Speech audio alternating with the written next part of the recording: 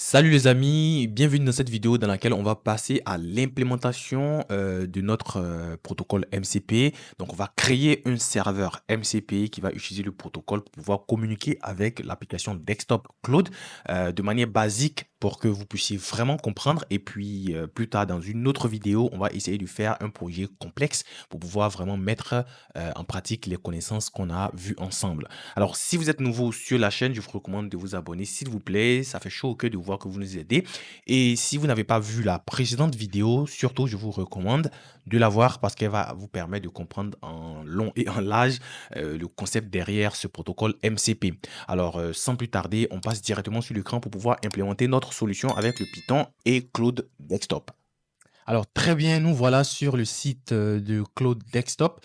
Il y a plusieurs versions. Vous pouvez télécharger la version qui correspond à votre système, Windows pour les deux versions de Windows. Et puis, si vous êtes sur Mac comme moi, je pense que vous allez cliquer sur Mac OS et puis télécharger la version.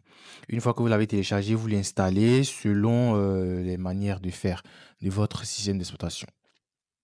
Ensuite, on va automatiquement créer notre environnement virtuel pour pouvoir ordonner un peu notre environnement Python. Et une fois qu'on a créé notre environnement, on va l'activer et on pourra directement télécharger les dépendances depuis n'importe où dans notre terminal. Puis, on va installer le module MCP à travers pip install MCP. Une fois qu'on a fini tout ça, on va créer un nouveau dossier qui va s'appeler compte lettres à travers la commande mkdir. Puis, on va se déplacer à l'intérieur du dossier et créer un nouveau fichier serveur.py. Et après ça, on va ouvrir le tout dans notre VS Code. Très bien, on va importer nos premières dépendances, fast MCP, time, signal et puis 6. Après ça, on va créer le gestionnaire des signaux pour pouvoir arrêter proprement notre serveur le moment venu. Puis, on enregistre notre gestionnaire.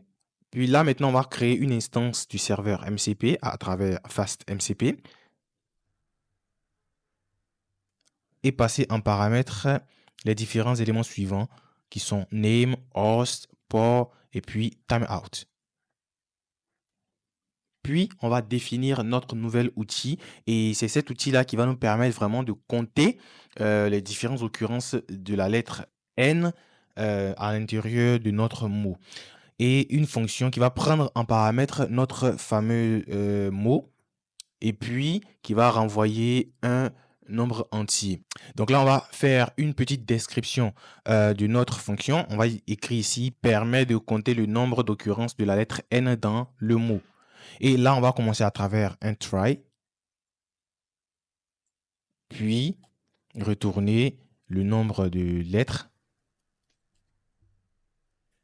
et gérer l'erreur.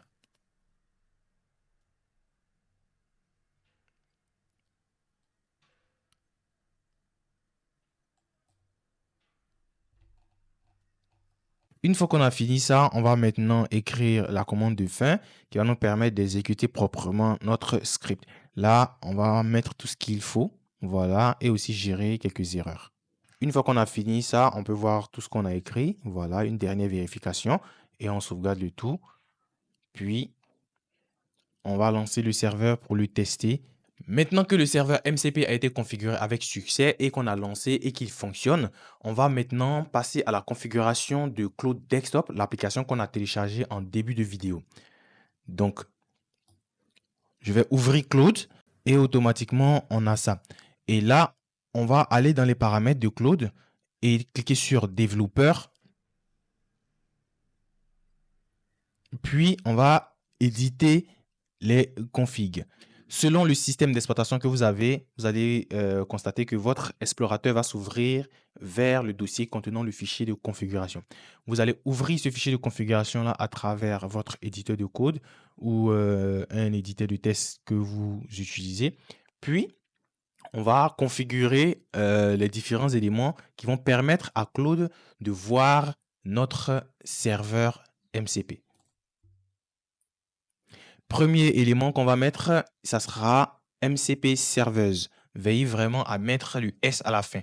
Alors, c'est dans cette partie MCP serveuse qu'on va lister tous les serveurs qu'on va utiliser. Donc, pour le moment, on n'en a créé qu'un seul, mais quand vous allez créer d'autres serveurs, vous allez les lister les uns à la suite des autres dans la partie MCP serveur. Donc vraiment, il faut prendre soin de bien noter et de bien comprendre comment est-ce qu'on va placer chaque élément ici. Ensuite, on va mettre le nom de notre serveur, dans ce cas, compte lettre. Puis, on va mettre la commande qu'il faut lancer pour le serveur. Donc, on va réserver ça pour la fin. On va continuer avec les arguments. Ici aussi, on va garder vide pour la fin. Puis, on va ajouter un host. Dans le cas de notre application, c'est le 127.0.0.1. Et ici aussi, on va mettre le port qui est de 5000. À la fin, on va mettre le timeout qui sera de 30 000. Alors, revenons sur les éléments qu'on a laissés vides. Comment faire pour localiser la commande qu'il faut lancer? Alors, sachant qu'il faut utiliser Python pour pouvoir exécuter notre serveur, il faut donner en tant que commande le Python là où il se trouve avec notre environnement virtuel. Parce que c'est dans l'environnement virtuel qu'on a installé la dépendance MCP. Donc, il va falloir récupérer le chemin complet absolu du dossier. Et pour ma machine, vu que je suis sur Mac, je peux taper pwd pour pouvoir m'afficher automatiquement mon chemin absolu. Récupérer ce chemin absolu-là, le copier, le coller et mettre serveur.py. Ensuite, sachant que l'environnement virtuel se trouve dans le même dossier MCP Projects, je vais copier et remplacer les éléments, puis mettre le lien vers mon environnement virtuel et placer le Python. Une fois que tout est bon, on sauvegarde et on retourne dans Claude. Puis vous fermez Claude pour rouvrir parce qu'il faut fermer et rouvrir Claude. Et une fois que c'est bon, vous allez remarquer un petit marteau avec numéro 1 marqué dessus. Donc, ça montre là qu'on a un serveur MCP, des tools, mais on en a un. Très bien. Donc, on va cliquer dessus pour voir un peu. Et là, on nous montre le serveur MCP compte lettres avec sa description. On va tester rapidement. Peux-tu me dire combien il y a de N dans environnement? Utilise l'outil compte lettres.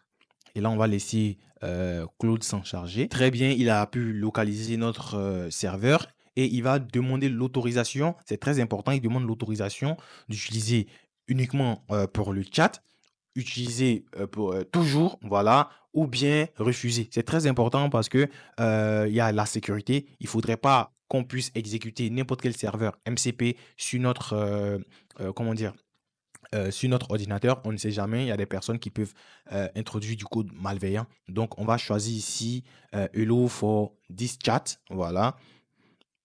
Et automatiquement, il va récupérer le résultat. Et si on clique sur l'exécution, on remarque que l'argument a été envoyé avec succès. Environnement, qui est le mot, a été envoyé. Puis, notre tools a traité et a envoyé 4. Très bien. Si on repart directement dans le code pour voir un peu là où ça s'est passé, automatiquement, on remarque qu'on a ici retourne. Donc, c'est ici qu'on a retourné les 4 qu'on a vu tout à l'heure. Et là, automatiquement, on a le résultat.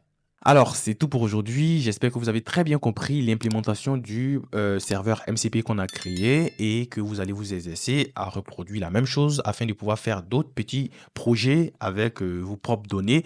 Et surtout, n'oubliez pas de vous abonner, de partager et de liker et aussi de poser des questions si vous n'avez pas compris. Je me ferai un plaisir de répondre à ces questions-là. Alors, on fera une autre vidéo où on va vraiment implémenter un projet assez complexe pour pouvoir vraiment mettre en pratique ce qu'on a appris.